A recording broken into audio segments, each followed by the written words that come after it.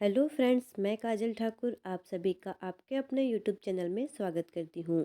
दोस्तों, आज की कक्षा में हम पढ़ने वाले हैं पोषण और स्वास्थ्य से संबंधित महत्वपूर्ण प्रश्न। और हमारी जो सामान्य ज्ञान सेकेंड यूनिट है, उससे भी हम मिक्स क्वेश्चन करने वाले हैं। तो दोस्तों, आइए देखते हैं हम आज के पहले प्रश्न को। दोस्तों, आज का पहला प्रश्न है हमारा, छोटी आंत की आंतरिक सतह पर हजारों उंगलीनुमा आकृतियां निकली हुई होती हैं, उन्हें क्या कहा जाता है? तो पहला है लम्स, दूसरा है ब्रोकई, तीसरा है दोस्तों विलाई और चौथा है म्योमास।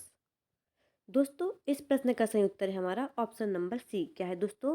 विलाई। छोटी आंत की आंतरिक सतह पर हजारों उंगलीनुमा आकृतियां निकली हुई होती हैं, उन्हें हम विलाई के नाम से जानते हैं। ठीक है दोस्तों, आइए बढ़ते हैं हम हमारे अगले प्रश्न की ओर। अगला प्रश्न दोस्तों हमारा, मानव में भोजन और हवा के लिए सामान्य मार्ग कौन सा है? अर्थात मानव के शरीर में भोजन और हवा के लिए सामान्य मार्ग क्या है? तो इसके ऑप्शन है, पहला कंठ नली, दूसरा है दोस्तों नासा गुहा, तीसरा ऑप्शन है हमारे पास में ग्रास नली और चौथा है दोस्तों ग्रसनी। तो दोस्तों, इस प्रश्न का सही उत्तर है हमारा ऑप्शन नंबर डी, ग्रसनी। मानव में भोजन और हवा के लिए सामान्य मार्ग ग्रसनी है। नेक्स्ट क्वेश्चन दोस्तों हमारा, कौन सा हार्मोन रक्त शर्करा को बहुत कम होने से बचाता है? तो हमें इसमें देखना है कि कौन सा हार्मोन है जो रक्त शर्करा को बहुत कम होने से बचाता है। पहला है ऑक्सीटोसिन, दूसरा दोस्तों ग्लूकोगॉन, तीसरा है वैसोप्रेसिन और चौथा है इंसुलिन। तो दोस्तों, इस प्रश्न का सही उत्तर है हमारा ग्लूकोगॉन। क्या है दोस्तों? ग्लूकोगॉन। यह क्या करता है? यह हार्मोन रक्त शर्करा को बहुत कम होने से बचाता है। नेक्स्ट क्वेश्चन दोस्तों हमारा, पेट की परत स्टोमक लाइनिंग में कुछ ग्रंथियों की कोशिकाओं से कौन सा एसिड स्रावित होता है? तो दोस्तों, पेट में हमारे क्या पाया जाता है? आमाशय में HCl। क्या दोस्तों? हाइड्रोक्लोरिक अम्ल। क्या दोस्तों? हाइड्रोक्लोरिक अम्ल। इस प्रश्न का सही उत्तर क्या है? ऑप्शन नंबर ए, हाइड्रोक्लोरिक अम्ल, ना कि एथेनॉइक फॉर्मिक नाइट्रिक। यह सब नहीं पाया जाता हमारे पेट में, अर्थात पेट की परत में कुछ ग्रंथियों की कोशिकाओं से हाइड्रोक्लोरिक जो एसिड होता है वो क्या होता है? स्रावित होता है। आइए बढ़ते हैं अगले प्रश्न की ओर। अगला प्रश्न है दोस्तों हमारा, कौन सा अंग एक ग्रंथि नहीं है? हमें चार ऑप्शन दिए हैं जिसमें से बताना है कि कौन सी एक ग्रंथि नहीं है। अधिवृक्क, जिगर, पीयूष, पिट्यूटरी या फिर पित्ताशय। तो दोस्तों, अधिवक्र जिसे हम एड्रिनल के नाम से जानते हैं, जिगर यकृत के नाम से जानते हैं और पीयूष ग्रंथि अर्थात मास्टर ग्रंथि भी हम इसे कहते हैं। ये तीनों क्या है दोस्तों? यह तीनों अंतःस्रावी ग्रंथियां हैं, किंतु पित्ताशय जो है यह क्या है? यह ग्रंथि नहीं है। इस प्रश्न का उत्तर क्या है हमारा? पित्ताशय। अगला प्रश्न दोस्तों हमारा, गर्भ निरोधन की किस विधि से शरीर के हार्मोन संतुलन में बदलाव होते हैं? पहला है दोस्तों गोलियों का सेवन, तीसरा ऑप्शन है फेलोपियन ट्यूब का शल्य चिकित्सक शल्य क्रियात्मक अवरोधन, तीसरा है दोस्तों कॉपर टी लगाना और चौथा है कंडोम का प्रयोग। तो गर्भ निरोधन की किस विधि को अपनाने पर शरीर के हार्मोन असंतुलन हो जाते हैं? तो इस प्रश्न में सही उत्तर होगा दोस्तों गोलियों के सेवन से। क्यों सा दोस्तों? गोलियों के सेवन से क्या होता है? शरीर के हार्मोन संतुलन में बदलाव होते हैं। यह इस प्रश्न का सही उत्तर होगा। आइए बढ़ते हैं हमारे अगले प्रश्न की ओर। अगला प्रश्न है हमारा दोस्तों, निम्नलिखित में से कौन सी नसबंदी विधि एक स्थायी विधि है? हमें नसबंदी विधि दी हुई है जिसमें से बताना है कि कौन सी विधि स्थायी है। पहला है कंडोम का उपयोग, दूसरा दोस्तों गर्भ निरोधक गोलियों का उपयोग, तीसरा है सर्जरी द्वारा नसबंदी और चौथा है कॉपर टी का उपयोग। तो दोस्तों, आपको याद रखना है स्थायी विधि कौन सी है? सर्जरी के द्वारा नसबंदी करना। क्या दोस्तों? सर्जरी के द्वारा नसबंदी करना यह एक स्थायी विधि है गर्भ निरोधक की। ठीक है दोस्तों, आइए बढ़ते हैं हम अगले प्रश्न की ओर। अगला और नया प्रश्न दोस्तों, E300 का सामान्य नाम बताइए। पहला ऑप्शन है हमारे पास में विटामिन डी, दूसरा है विटामिन सी, तीसरा विटामिन बी और चौथा है विटामिन ए। दोस्तों, यह एक नया क्वेश्चन है जिसके बारे में हम आपको बताएंगे कि जो E300 है इसका सामान्य नाम क्या होगा? Vitamin C. कौन सा दोस्तों? विटामिन सी को हम 300 E300 के नाम से भी हम जानते हैं। आइए देखते हैं अगला प्रश्न हमारा क्या है। अगला प्रश्न दोस्तों हमारा, आपको कैसे पता चलेगा कि कोई व्यक्ति 1 वर्ष पहले HIV से संक्रमित हुआ है?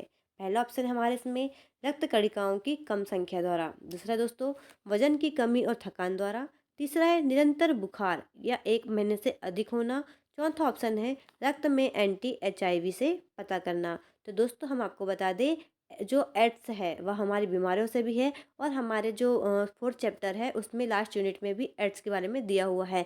तो हमारी परीक्षाओं में एड्स से बहुत से सवाल आने वाले हैं, इसलिए आप एड्स को अच्छे से पढ़ लेंगे। तो दोस्तों इस प्रश्न का सही उत्तर होगा रक्त में एंटी एचआईवी से, अर्थात यदि हम एचआईवी टेस्ट करेंगे तो हमारी बॉडी में क्या मिलेगा, यदि जिस जिस व्यक्ति को भी एचआईवी संक्रमित है तो उसकी जो बॉडी है उसके रक्त में एंटी एचआईवी मिल जाएगा, जिससे यह सिद्ध होगा कि उसे क्या है, एचआईवी से वह ग्रसित है।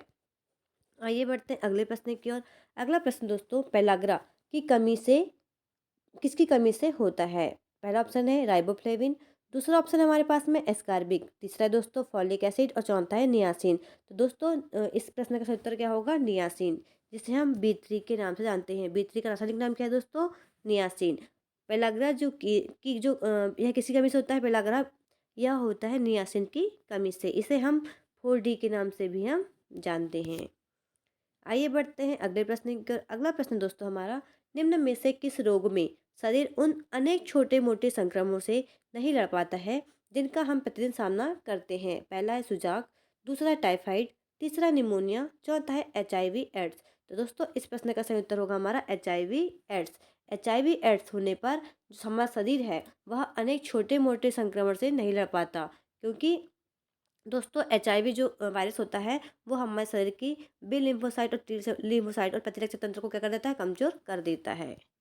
आइए देखते हैं अगले प्रश्न को। अगला प्रश्न है हमारा, विश्व स्वास्थ्य संगठन के अनुसार खालिस्तान से कम नमक का सेवन उच्च रक्तचाप को रोकने में मदद करता है और वयस्क आबादी में हृदय रोग और हृदयघात के खतरे को कम करता है। अर्थात WHO के अनुसार हमें नमक का कितना सेवन करना चाहिए, इस प्रश्न में पूछा गया है। तो दोस्तों पहला ऑप्शन है हमारा प्रतिदिन 10 ग्राम, दूसरा है प्रति सप्ताह 5 ग्राम, तीसरा दोस्तों प्रति सप्ताह 10 ग्राम, चौथा है प्रतिदिन 5 ग्राम। तो दोस्तों इस प्रश्न का सही उत्तर है प्रतिदिन 5 ग्राम। क्या है दोस्तों, प्रतिदिन 5 ग्राम क्या है, नमक का सेवन करना चाहिए। आइए बढ़ते हैं आगे की ओर। आगे हमारा प्रश्न दिया है, निम्नलिखित में से कौन सा एक कोष की जीव काला अजार नामक रोग का कारण है? हमें इसमें यह बताना है कि कौन सा जीव है जिसके कारण क्या होता है, काला अजार रोग होता है। पहला है एस्केरिस, दूसरा है लिस्मानिया, तीसरा है दोस्तों यकृत प्रणाब, और चौथा ऑप्शन है फितक्रमी। तो दोस्तों एक कोष की जीव जो काला अजार है यह किस रोग के कारण होता है, तो यह होता है लिस्मानिया के कारण, आप याद रखिएगा।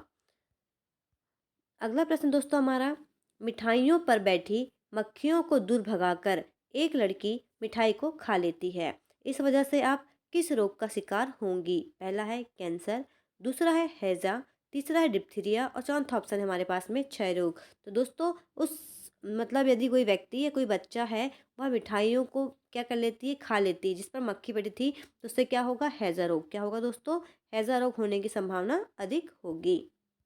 नेक्स्ट क्वेश्चन दोस्तों हमारा, राष्ट्रीय बाल अधिकार संरक्षण आयोग का कार्यालय कहाँ स्थित है?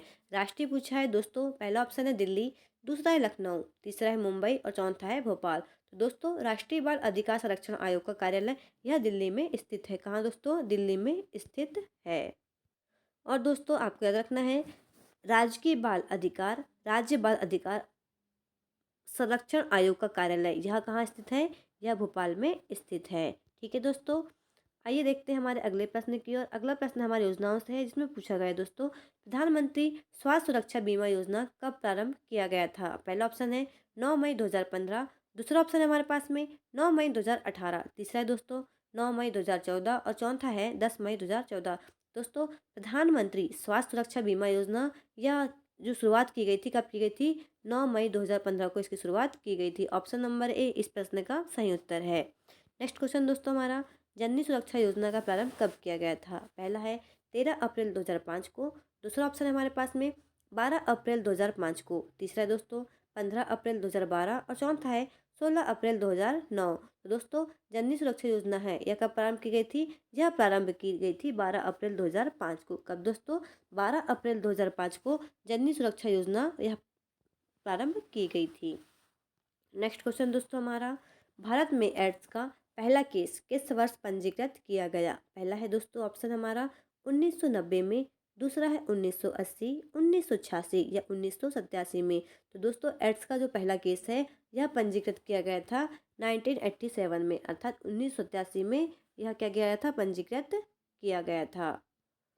दोस्तों, भारत का स्मॉल पॉक्स फ्री घोषित कब किया गया? पहला है, भारत को पूछा है स्मॉल पॉक्स फ्री मतलब घोषित कब किया गया था। पहला है जून 1980 में, अप्रैल 1980 में, तीसरा है अप्रैल 1977 में और चौथा है अगस्त 1978 में।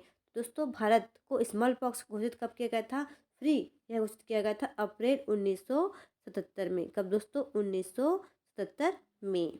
नेक्स्ट क्वेश्चन दोस्तों, राज्य के ग्रामीण क्षेत्र में आशा का पैकेज कितना है? अर्थात राज्य में क्या होता है, ग्रामीण क्षेत्र में आशाओं को कितना, एक व्यक्ति गर्भवती महिलाओं की डिलीवरी कराने पे कितना पैसा मिलता है? तो इस प्रश्न का उत्तर होगा 600 रुपये। नेक्स्ट क्वेश्चन दोस्तों, ग्रामीण क्षेत्र में जननी सुरक्षा योजना के तहत माँ का पैकेज कितना है? अर्थात माँ को डिलीवरी होने पर कितना रुपए मिलता है? तो इस प्रश्न का सही उत्तर है 1400 रुपये। कितना दोस्तों? 1400 रुपये। वहीं शहर की शहरी क्षेत्र में होगी तो उस माँ को कितना मिलेगा? उसे हम 1000 रुपये दिलाएंगे। कितना दोस्तों? 1000 रुपये की राशि प्राप्त होगी। आइए बढ़ते हैं अगले प्रश्न की ओर। सरकार एवं गर्भवती महिलाओं के बीच में काम की कड़ी कौन है? पहला है आंगनवाड़ी कार्यकर्ता, दूसरा है एएनएम, तीसरा है आशा, चौथा है नर्सिंग अधिकारी। तो दोस्तों, गर्भवती एवं गर्भवती महिलाओं के बीच में सरकार और गर्भवती महिला के बीच में काम की कड़ी कौन करती है? यह आशा कार्यकर्ता करती है। ऑप्शन नंबर सी इस प्रश्न का सही उत्तर होगा। दोस्तों, आइए बढ़ते हैं हमारे अगले प्रश्न की ओर। अगला प्रश्न दोस्तों हमारा, गर्भावस्था में कौन सा एक खतरे का संकेत है? पहला है पैरों में ज़्यादा सूजन होना, दूसरा ऑप्शन है हमारे पास में पेट में तेज दर्द होना, तीसरा है योनि से खून का बहना, चौथा है चिड़चिड़ापन। तो दोस्तों, गर्भावस्था में जो संकेत है खतरे के, कौन कौन से हैं? पैरों में अधिक सूजन हो जाएगी तब, दूसरा है पेट में तेज दर्द होगा तब, और चौथा है योनि से खून का बहना। ये क्या है? तीनों इसके संकेत हैं खतरे के। तो इसलिए ऑप्शन नंबर सी इस प्रश्न का सही उत्तर हो जाएगा। चिड़चिड़ापन से कोई इसका मतलब नहीं है। ठीक है दोस्तों, आइए देखते हैं हमारे अगले प्रश्न क्या कह रहा है आगे। गर्भवती को लगने वाला टीका, टिटनेस का इंजेक्शन किसे टिटनेस से बचाता है? पहला है माता को, दूसरा है शिशु को, तीसरा है उपरोक्त दोनों को, चौथा है इनमें से कोई नहीं। तो दोस्तों, गर्भवती महिला को लगने वाला टिटनेस का टीका यह बचाता है दोनों को, माता को भी और शिशु को भी। इसलिए इस प्रश्न का सही उत्तर क्या होगा दोस्तों? उपरोक्त दोनों। ऑप्शन नंबर बी सही होगा। अगला प्रश्न दोस्तों हमारा, प्रसव पूर्व किसकी जांच करवाना आवश्यक है? पहला है यूरिन, दूसरा है खून, तीसरा है रक्तचाप, चौथा ऑप्शन है वजन, पांचवा है पेट और छठवा है आंख। तो दोस्तों, प्रसव के पूर्व किसकी जांच कराना आवश्यक है? तो इन सभी में से एक को छोड़कर किसकी, आंख की जांच करवाना आवश्यक नहीं है। तो प्रसव पूर्व क्या क्या हमें करवाना चाहिए? यूरिन, खून, रक्तचाप, वजन और पेट। इस प्रश्न का सही उत्तर होगा क्योंकि दोस्तों, इस प्रश्न का सही उत्तर होगा ऑप्शन नंबर सी। कौन सा दोस्तों? ऑप्शन नंबर सी।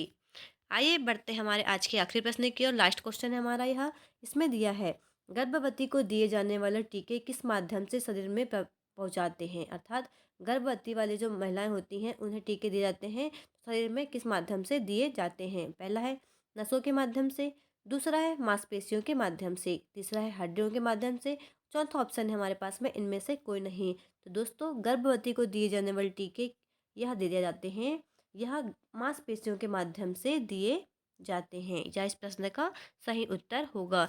यह हमारा इस वीडियो का आखिरी प्रश्न था। यदि आपको हमारे इसी तरह के वीडियोस, हमारे क्वेश्चंस आपको चाहिए तो हमारे चैनल को लाइक और सब्सक्राइब एंड शेयर अवश्य करें। धन्यवाद।